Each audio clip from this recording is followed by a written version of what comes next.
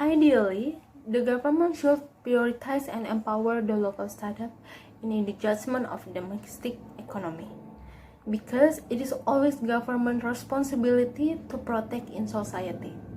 However, specifically talking about local startups, it is new and have no backup, their capital are not certain yet, and there's no wall to protect them.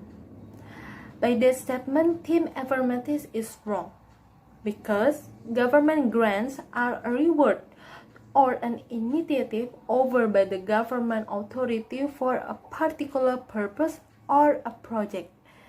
With the help of grant programs, the government provides funding for business institutions that help in stimulating the economy. The government grants are set for business, including short, medium enterprises. Therefore, it helps to encourage the development of locals that can drive the path towards economic growth and national economic recovery. The government of Indonesia announced subsidization and program as grant for the local startup. With the help of these programs, the government aims to provide assistance to the business, structure the placement of funds, allocate well, and digitalize the process entirely. It will have the business increase its business operation, earn more profits, and significantly contribute to the economy's growth. Intervening and getting rid of pre-existing foreign startups is a way to empower local startups, but this effectively cuts off foreign investment for anything to do with direct sales to consumer. Cutting off foreign investment to current and future e-commerce companies in Indonesia will have massive repercussions with regard to development of industry. Indonesia does not have a history of great technology companies producing investors who are willing to found the next generation of technology entrepreneurs. The impact of foreign startup brings economical benefits to Indonesia. Indonesia's digital economy has just started to grow. We can also take a peek at another type of innovation such as self-driving cars. The idea might still seem obscure right now, but the cost of making such cars will keep decreasing, thanks to the great amount of research and development being conducted by different tech companies in the sector. But what does this have to do with foreign investors in a local digital industry such as Indonesia? To be a successful company, one needs access to good talent, know-how, and best practices, so it's natural to align with whoever who can provide this. Getting in bed with international investors can provide local founders and companies with access to new technologies, know-how, and talent. Choosing an investor should not only be about how much money they can bring to the table, but also about what else they can do to support the business, and this explains why top startups, including the unicorns, tend to many have international investors as their bankers.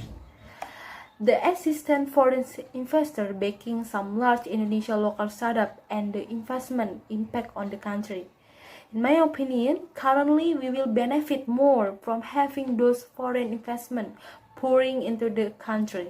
The investment will accelerate the growth of the economy and ecosystem, especially for local industry. If the government expects e-commerce company to be fully funded by Indonesian source funds, the industry will likely be set back for 5 years, as potential e-commerce companies will have to go back to the drawing board and devise new strategy to entice and convince local investors to enter the field. The reason for this seems pretty clear. The big move made foreign invested company as well as from entire foreign owned companies into the online commerce space to Indonesia. The problem is in status quo, local startups never able to lower their price because we have no strong capital like foreign, and one up for we use predatory pricing because they know when they use backup system. By that statement, Team Affirmative is wrong. In principle, predatory pricing must meet three conditions: that the predatory firms charge below cost prices, that they push out competitors to gain market dominance, and that they charge excessive prices afterwards to recoup their losses. The absence of these elements makes slapping on a predatory pricing label unjustified. Admittedly, differentiating between predatory pricing and competitive pricing is an arduous task. Commission for the Supervision of Business Competition (KPPU) has issued guidelines with different testing options to determine whether predatory pricing may be behind a low price. The government has thought as the basis for its action is one that was presented at the 2021 Davos agenda on how domestic hijab producers were being run out of business by an influx of Chinese imported hijab. The study, however, was hardly about predatory pricing, nor did it advocate restrictive measures as it put long-term investment and support for small and medium enterprises to improve productivity at the heart of its recommendation. Data from e-commerce platform providers also contradict the government narrative.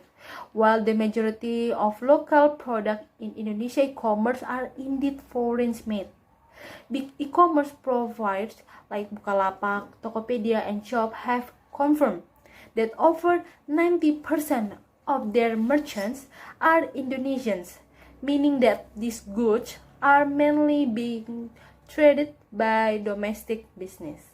Thank you.